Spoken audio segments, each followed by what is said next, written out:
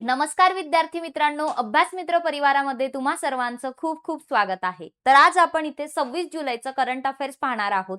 तर लेक्चर सुरू करण्याआधी तुम्हा सर्वांना माहिती आहे की तलाठी भरतीसाठी स्पेशल सिलेक्शन बॅच अभ्यास मित्रच्या ऍप्लिकेशनवर आपण सुरू केलेली आहे। मित्रांनो, या बॅचचे ऍडमिशन सुरू आहेत। 1 ऑगस्ट पासून लाईव्ह लेक्चर सुरू होतील। ह्या सर्व गोष्टी या बॅच मध्ये बेस्ट बॅच आहे आतापर्यंतची आणि फी फक्त 799 रुपये आहे। ट्रस्ट मी, ही बॅच तुम्हाला ग्रुप सी ची ही प्री जी आहे ती क्रॅक करून देऊ शकते जर तुम्ही व्यवस्थित अभ्यास केला, या बॅचचा फायदा करून घेतला तर मित्रांनो, ऍप्लिकेशन डाउनलोड करा, बॅच जॉईन करा। काही अडचण असेल तर कॉल मेसेज करा आणि टेलिग्राम इंस्टाग्राम पेज जॉईन करायला विसरू नका। सुरुवात करूया मग आजच्या सेशनला। आजचा पहिला प्रश्न आहे की जुलै 2026 मध्ये युक्रेनचे नवीन पंतप्रधान म्हणून कोणाचं नाव जाहीर करण्यात आलेलं आहे?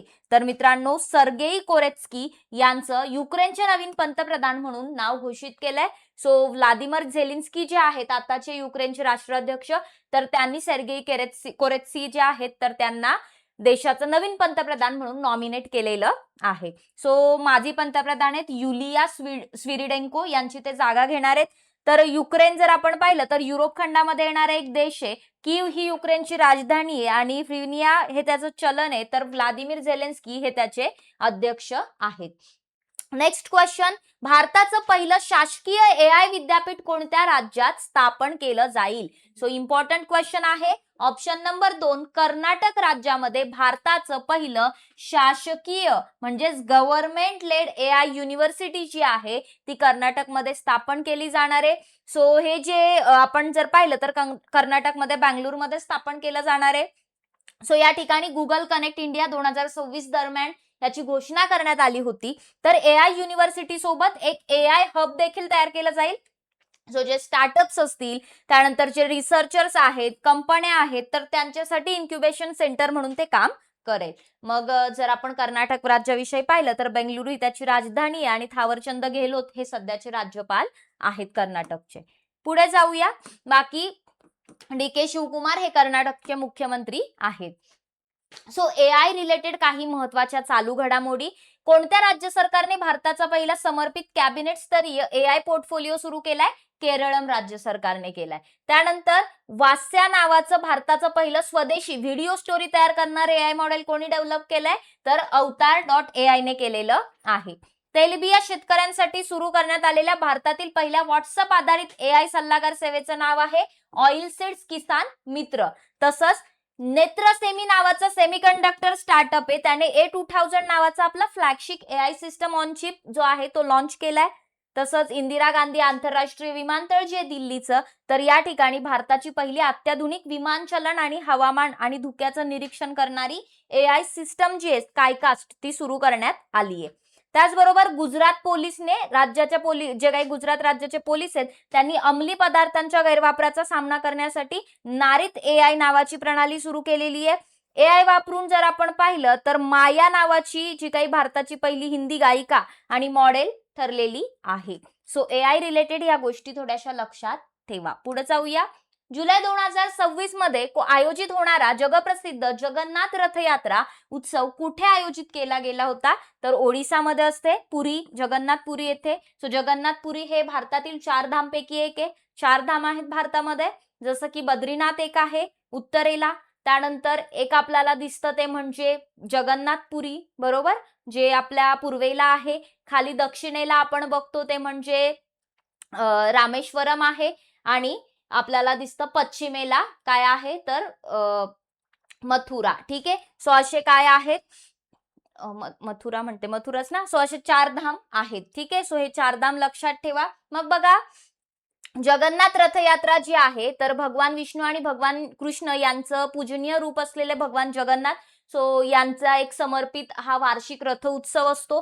यामध्ये भगवान जगन्नाथ म्हणजे श्रीकृष्ण आणि त्यांचे बंधू बलराम जे आहेत, त्याचबरोबर सुभद्रा ही त्यांची बहीण, अशा 3 मूर्ती जे आहेत त्या भव्य रथावर विराजमान केलेल्या असतात. सो काय होतं, तर तिथून जी यात्रा निघते म्हणजे तो प्रवास असतो, की जगन्नाथपुरीचं जे मंदिर आहे त्या मंदिरापासून ती यात्रा सुरू होते. तर जवळपास 3 किलोमीटर डिस्टन्सवर गुंडीचा मंदिर आहे. सो त्या गुंडीचा मंदिर जो आहे त्या टेम्पल जवळ जाते म्हणजे मावशीच्या घरी ते जातात बेसिकली. सो यामध्ये भगवान जगन्नाथांच्या रथाला नंदीघोष म्हटलं जातं, बलरामाच्या रथाला तलाध्वज, तर सुभद्राच्या रथाला दर्पदलन किंवा देवदलन म्हणतात. पुढे जाऊया.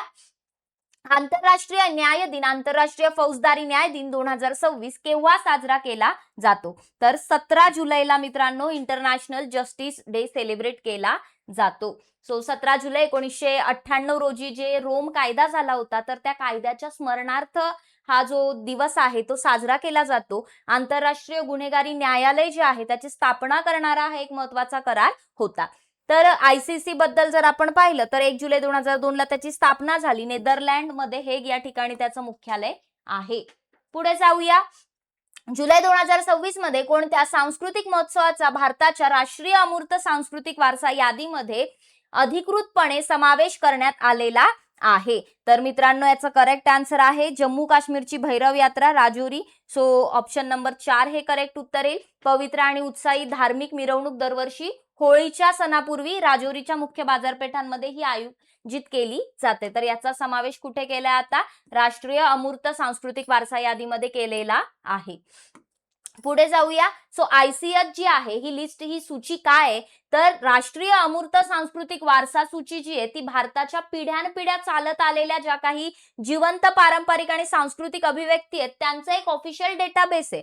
सो याचं जे व्यवस्थापन आहे ते भारत संस्कारचं सांस्कृतिक मंत्रालय, भारत सरकारचं हे मंत्रालय आणि संगीत नाटक अकादमी करत असते.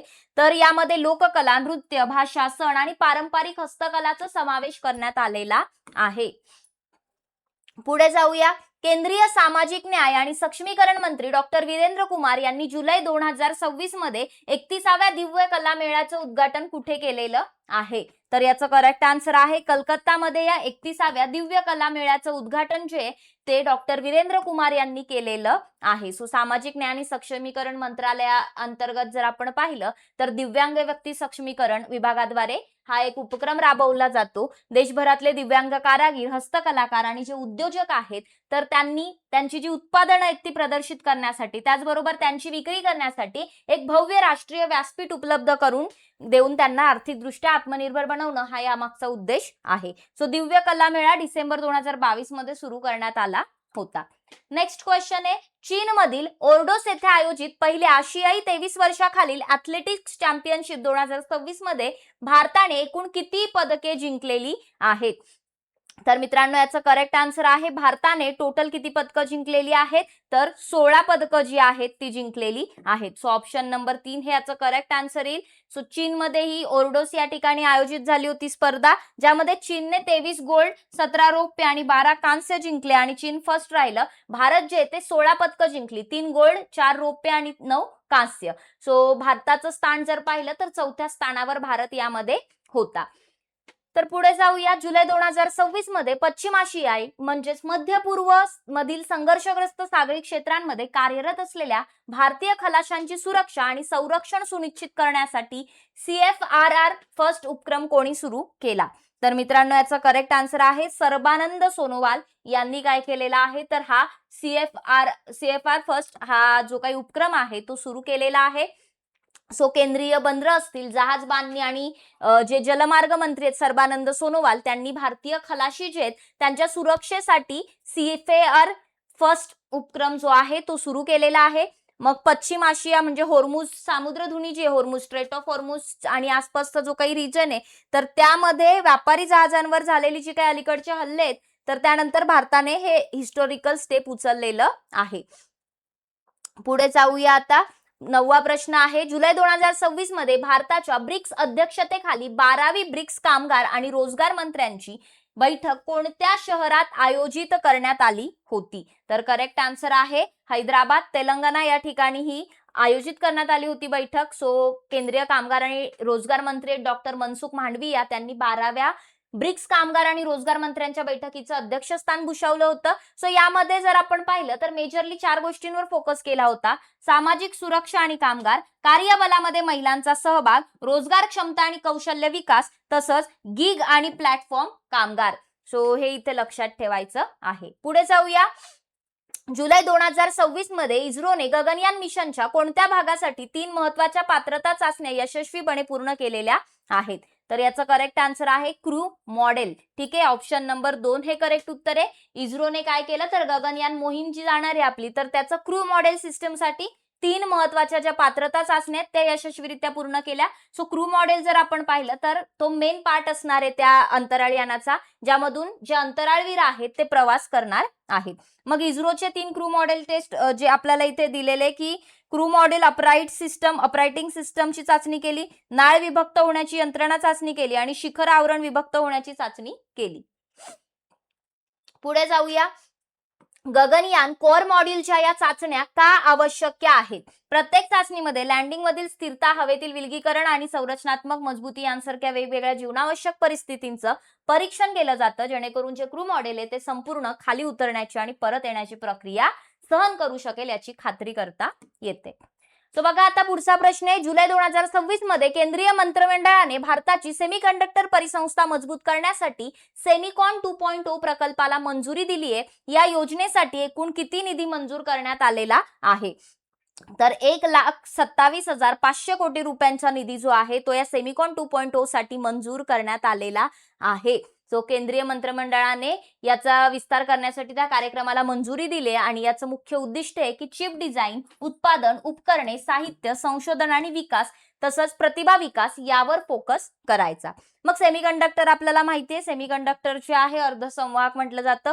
सो असे पदार्थ की ज्यांची विद्युत वाहकता जी आहे, इलेक्ट्रिसिटी जी त्यातून वाहून जाऊ शकते, जसं तांबे, चांदी, आणि इन्सुलेटर म्हणजे काय ज्यातून वाहून नाही जात, जसं की रबर आणि काच. ठीक आहे, तांबे आणि चांदी जर पाहिले तर ते संवाहक आहेत, कंडक्टर आहेत, ज्यातून खूप वाहून जाते, आणि रबर काच मधून वाहून नाही जात, इन्सुलेटर आहे. सो या इन्सुलेटर आणि कंडक्टरच्या मधलं जे असतं दॅट इज सेमीकंडक्टर. जुलै 2026 मध्ये कोडेक्स एलिमेंटरियस आयोगाचे कॅक 49 चे 49व सत्र आयोजित करण्यात आलं होतं. ते कुठे आयोजित करण्यात आलं होतं असं विचारलंय. तर करेक्ट आन्सर आहे जिनेवा, स्वित्झर्लंड या ठिकाणी हे सत्र जे आहे ते आयोजित करण्यात आलं होतं. सो भारताच्या नेतृत्वाखाली जर आपण पाहिलं तर ह्यामध्ये 7 कोडेक्स मानके आणि मार्गदर्शक तत्वे स्वीकारण्यात आली होती. यामध्ये प्रामुख्याने सुकी धणे, ताजी कडीपत्ता, व्हॅनिला आणि मोठी वेलची तसंच यांचे जे जागतिक दर्जाचे मानक आहेत त्यांचा समावेश यामध्ये केला होता. कोडेक्स एलिमेंटरियस आयोगाने काजूच्या गरासाठी जागतिक कोडेक्स मानक विकसित करण्याचा भारताच्या प्रस्तावाला पण मंजुरी दिली, ज्यामुळे भारतीय निर्यातीला चालना मिळेल. पुढे जाऊया. राष्ट्रीय कृषी आणि ग्रामीण विकास बँकेने म्हणजेच नाबार्डने आपल्या 45व्या स्थापना दिनी 13 जुलै 2026 ला ग्रामीण उद्योजकतेला प्रोत्साहन देण्यासाठी कोणता कार्यक्रम सुरू केला आहे? तर महत्वाचा प्रश्न आहे, लक्षात ठेवा. ग्रामोद्यम, ग्रामोदय नाही, ग्रामोद्यम सुरू केलेलं आहे. तर राष्ट्रीय कृषी आणि ग्रामीण विकास बँकेने नाबार्डने आपल्या 45व्या स्थापना दिनानिमित्त 13 जुलै 2026 ला ग्रामोद्यम हा कार्यक्रम सुरू केलाय. राष्ट्रीय कौशल्य विकास महामंडळ NSDCच्या सहकार्याने पुढच्या 3 वर्षामध्ये जवळपास 4000 ग्रामीण उद्योजकांना प्रशिक्षण, पतपुरवठा आणि सुविधा बाजारपेठ उपलब्ध करून देण्याच्या उद्देशाने हे सुरू करण्यात आलेलं आहे. सो नाबार्ड बद्दल लक्षात ठेवा. राष्ट्रीय कृषी आणि ग्रामीण विकास बँक 12 जुलै 1982 ला स्थापना झाली होती. KV शाजी हे नाबार्डचे अध्यक्ष आहेत, तर मुंबईमध्ये नाबार्डचं मुख्यालय आहे. Next question. Meanwhile next question बघण्याआधी जे मी तुम्हाला 4 धाम सांगितले तर त्यातलं अयोध्या नाहीये, माझ्या तोंडात येत नाहीये. ठीक आहे, गुजरात मधलं 4थं धाम आहे. ठीक आहे, सो कृष्णाचंच अगेन ठिकाण आहे. सो थोडंसं हेल्प कराल बाकीच्यांना, कमेंट बॉक्स मध्ये सांगाल और मी टाकून देईल. ठीक आहे, मी थोडंसं विसरली, आता तोंडावर येत नाहीये नाव माझ्या. सो 14वा प्रश्न आहे. संरक्षण मंत्री राजनाथ सिंह यांनी जुलै 2026 मध्ये शौर्य विजय यात्रेला मोटरसायकल मोहीम कोणत्या ठिकाणावरून हिरवा झेंडा दाखवला असं इथे विचारलंय. तर मित्रांनो, नवी दिल्लीच्या राष्ट्रीय युद्ध स्मारकावरून याला हिरवा झेंडा दाखवला. सो बेसिकली कारगिल विजय दिवस जो आहे तर त्याच्या देशव्यापी सोहळ्याचा एक भाग म्हणून संरक्षण मंत्री राजनाथ सिंह यांनी नवी दिल्लीमधून राष्ट्रीय युद्ध स्मारकावरून शौर्य विजय यात्रेला हिरवा झेंडा दाखवला. सो याची 26 जुलै 2026 ला जर आपण पाहिलं तर याची सांगता लडाखमधील द्रास येथील कारगिल युद्ध स्मारकावर झाली. तर याचं बोधवाक्य जे आहे तर एक सपर, एक राष्ट्र आणि एक सलाम. सो असं याचं बोधवाक्य आहे. लास्ट क्वेश्चन, जुलै 2026 मध्ये युरोपला बॅलिस्टिक क्षेपणास्त्रांपासून वाचवण्यासाठी कोणत्या देशांनी नवीन क्षेपणास्त्र विरोधी संरक्षण आघाडी स्थापन केली आहे? तर मित्रांनो, युक्रेन आणि 9 युरोपियन देशांनी ही क्षेपणास्त्र विरोधी संरक्षण आघाडी स्थापन केलेली आहे. मग बघा, जुलै 2026 मध्ये यांनी ही आघाडी स्थापन केली. 9 युरोपियन देशांमध्ये France, Germany, UK, Italy, Spain, Netherlands, Denmark, Norway आणि स्वीडन यांचा समावेश आहे.